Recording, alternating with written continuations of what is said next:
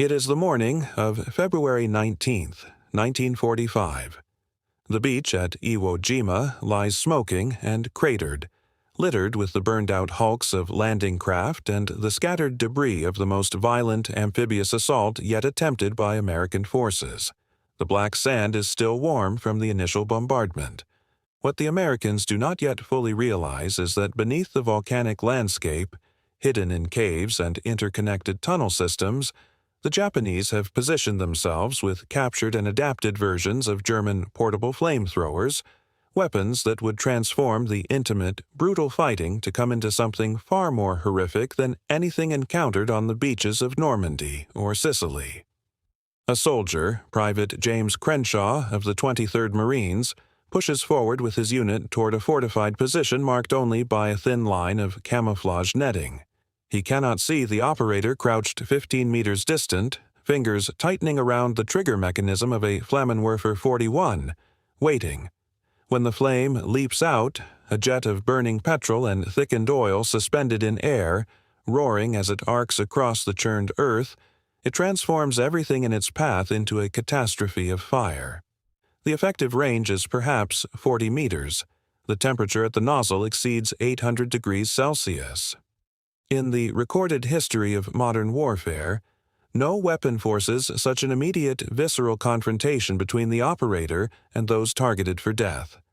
And yet, for all the terror it inspired, the portable flamethrower remained desperately difficult to manufacture, dangerous to deploy, and remarkably limited in its actual impact on the course of combat. The statistics tell a story that contradicts the legend. The origins of the portable flamethrower lie not in German invention, but in German adaptation and engineering refinement. The principle, using compressed gas to propel a stream of burning fuel, had been explored by various nations since the early 20th century. It was the Imperial German Army that first deployed flamethrowers on a significant scale during the First World War, using them to clear trenches on the Western Front. These early machines were cumbersome, towed behind soldiers or mounted on small carriers. By the end of that conflict, the technology had been abandoned by most nations, dismissed as unreliable and too dangerous to its operators. But the German military establishment, rebuilding itself in the 1930s, saw possibility where others saw failure. The problem was not technical, it was conceptual. Modern warfare in the 20th century demanded new solutions to old problems. How do you clear a fortified position? Artillery and machine guns had answers, but they were blunt instruments, costly in ammunition and often ineffective against entrenched defenders. A flamethrower, if it could be made portable, if it could be made reliable, offered something unique: the psychological weapon of fire combined with a relatively simple delivery mechanism. The Wehrmacht's designers recognized that the greatest barrier to infantry assault was concentrated defensive fire.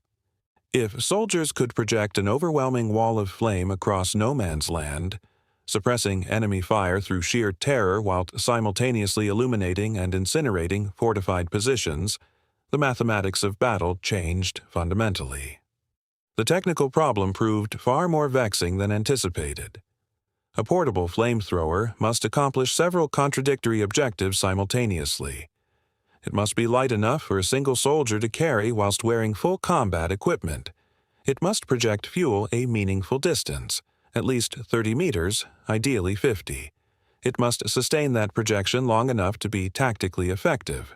And it must do all this whilst remaining stable, controllable, and not exploding during operation or transport. The solution developed by the German firm Rheinmetall-Borsig represented a genuine engineering achievement, even if it never achieved the combat dominance its designers imagined. The Flammenwerfer 41, which entered service in 1941, consisted of three primary components: a fuel tank containing approximately 9.5 liters of ignited thickened petrol, a compressed nitrogen cylinder pressurized to 130 atmospheres, and a firing mechanism with ignition system and nozzle assembly. The entire apparatus weighed approximately 16 kilograms when fully loaded, roughly equivalent to a modern rifle with ammunition. The operator would crouch or kneel, cradling the tanks against their body with the fuel line running to the nozzle held at arm's length. When the trigger was depressed, nitrogen gas forced the thickened fuel through a nozzle heated by a pilot flame, creating a stream of burning liquid that would extend 30 to 40 meters under ideal conditions, though the flames would disperse rapidly after 20 meters, reducing accuracy and concentration. The genius and the curse of the design lay in its materials and manufacturing process. The fuel tanks were manufactured from thin steel sheet, welded together with extraordinary precision. In the German facilities at Spandau and other locations, each tank was individually hand-tested to withstand the pressures involved. The compressed nitrogen system required specialist valve work and pressure regulators manufactured to exacting tolerances. A single crack, a single improperly sealed joint, and the entire apparatus would rupture catastrophically, often whilst the operator was still carrying it. Production figures for the Flammenwerfer 41 were surprisingly modest by German standards. Estimates suggest that between 8,000 and 12,000 units were manufactured throughout the entire war, though exact figures remain unclear due to incomplete records and the deliberate destruction of documentation by both German forces and Allied occupation authorities. This compares to more than 5 million rifles produced during the same period. The manufacturing bottleneck was not steel or fuel. Germany had adequate supplies of both, but rather the precision machine work required for the pressure systems and the skilled labor needed for assembly and testing. Each flamethrower represented approximately 20 hours of specialized manufacturing time, a significant investment for a weapon that could be destroyed on its first operation if the ammunition supply was depleted or the operator killed. The Japanese military, recognizing the potential of flamethrowers after observing their use in Europe, attempted to acquire German examples through diplomatic and trade channels. A handful of Flammenwerfer 41 units reached Japanese forces, though documented examples are vanishingly rare. More significantly, the Japanese reverse-engineered similar designs, producing the Type 93 and later the Type 100 portable flamethrower. These Japanese versions were generally heavier and less reliable than their German predecessors, but they were produced in larger numbers due to Japanese willingness to sacrifice sophistication for ruggedness and manufacturability. The American equivalent, the M2 flamethrower, was fundamentally different in principle, using two separate tanks filled with fuel and compressed gas rather than a single pressurized fuel container. American production eventually exceeded 30,000 units during the war, reflecting American industrial capacity and a willingness to accept higher casualty rates amongst flamethrower operators in exchange for greater supply and ease of manufacture. In the Pacific Theater, where the fighting devolved into a series of brutal island campaigns, the flamethrower found conditions that seemed ideally suited to its capabilities. Japanese forces, entrenched in fortified caves and bunker systems across the Pacific Islands, presented exactly the sort of defensive problem that flamethrowers were designed to address. The deployment of flamethrower-equipped soldiers became standard practice for American assault teams beginning in late 1944 and intensifying through 1945. However, the actual number of portable flamethrowers deployed in the Pacific Theater was surprisingly limited. Estimates suggest that no more than 2,000 to 3,000 flamethrowers of all types were deployed against Japanese forces throughout the entire Pacific campaign. Of these, the number of German Flammenwerfer specifically was negligible. Probably fewer than 50 units reached Japanese forces in any usable condition. What the Japanese deployed in the Pacific was primarily their own domestic manufacture, supplemented by captured American M2 flamethrowers, which they attempted to repurpose and redistribute. The record is fragmentary. Japanese military reports from individual island campaigns mention flamethrower deployment, but specific numbers are almost never given. American reports are more detailed, documenting individual actions where flamethrower operators suppressed Japanese defensive positions, but the aggregate impact remains difficult to quantify precisely. At Iwo Jima, where the flamethrower was deployed most extensively, Estimates suggest that perhaps 150 flamethrower operators participated in the assault. At Okinawa, the largest and bloodiest Pacific campaign, the numbers were higher, but again, precise documentation is elusive. If you are finding this history of destructive innovation interesting, then a quick subscribe would help more than you know. These stories of engineering and warfare demand the attention they deserve, and your support helps bring them to you with the care they warrant. The psychological impact of flamethrower use far exceeded its material impact. Japanese defensive tactics evolved specifically to counter flamethrower attacks. Soldiers were instructed to maintain defensive positions outside the effective range of flamethrowers and to concentrate machine gun fire on flamethrower operators, recognizing that these soldiers were priority targets whose elimination would remove a critical threat. American flamethrower teams suffered casualty rates that were dramatically higher than regular rifle troops. Estimates suggest fatality and serious injury rates of between 30 and 40% per operation, a horrifying toll that reflected both the danger of the weapon itself and the ferocity with which Japanese defenders targeted flamethrower operators. The Flammenwerfer 41, in comparison to the American M2 and Japanese Type 100, represented a different engineering philosophy. German designers had prioritized range and flame coherence, producing a more efficient combustion and projection system.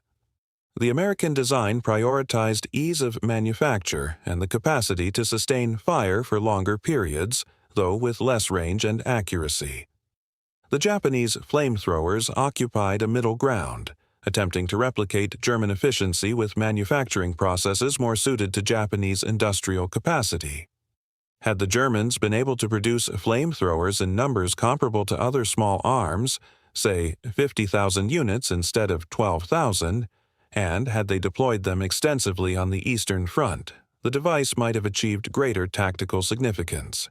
Instead, the combination of limited production, high operator casualty rates, and the difficulty of coordinating flamethrower assaults within larger infantry movements kept the weapon as a specialized tool rather than a transformative one. The actual combat records, where they survive, reveal a pattern that contradicts popular memory.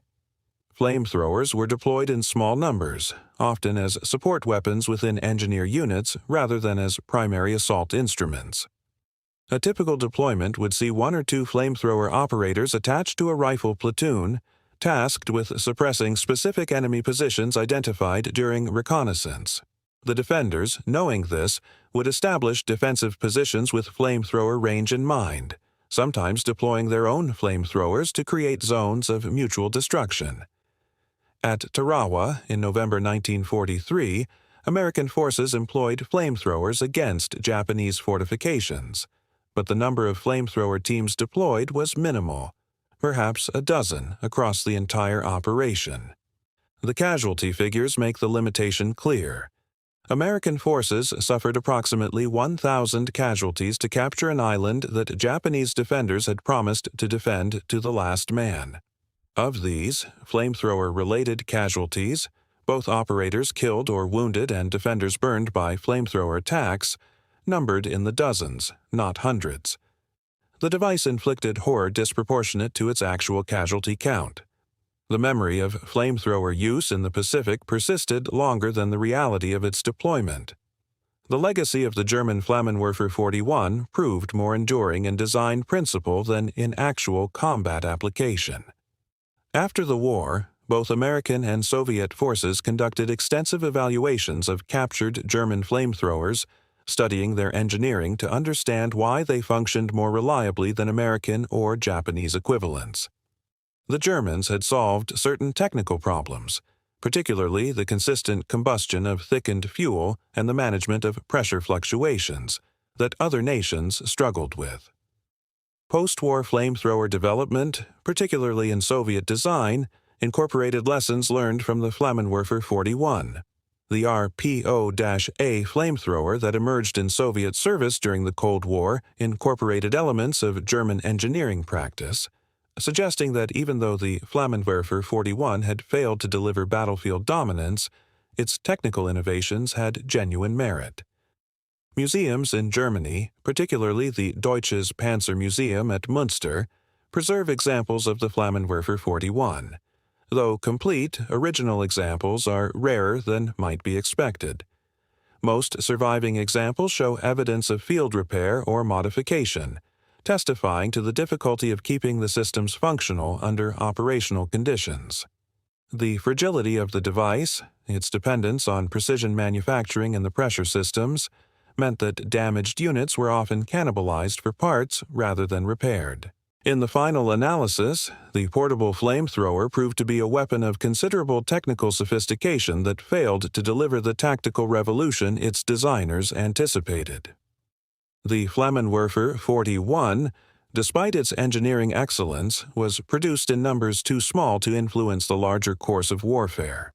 Its deployment in the Pacific theater, where conditions seemed optimal for its use, remained limited by production bottlenecks, the high casualty rates of its operators, and the defensive tactics that Japanese forces developed to neutralize it. The actual combat numbers tell the true story. Perhaps 2,000 to 3,000 portable flamethrowers of all types saw action in the Pacific, of which the German Flammenwerfer 41 represented only a handful, fewer than 50 documented examples.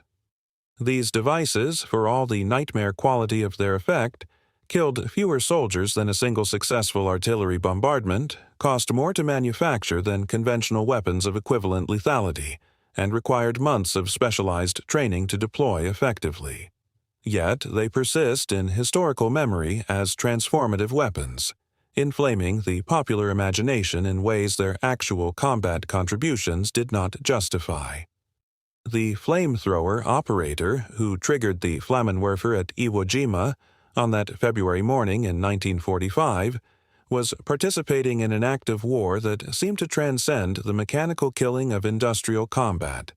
The flamethrower created a kind of total war at the individual level, where distance collapsed and the boundary between warrior and weapon blurred. This psychological dominance, this sense that the flamethrower represented something uniquely terrible, may ultimately have been its true battlefield significance. The German engineers who designed the Flammenwerfer 41 had created a device that worked, that functioned reliably, that delivered fire accurately across meaningful distances. What they had not created was a weapon that mattered. In a war where entire cities were incinerated from the air by bombing campaigns, where millions died on the Eastern Front in struggles measured in hundreds of kilometers, the portable flamethrower remained what it had always been, a specialist tool, effective in specific tactical situations, but ultimately marginal to the larger calculus of military victory and defeat. The statistics prove it. The legend, however, has proven far more durable than the facts,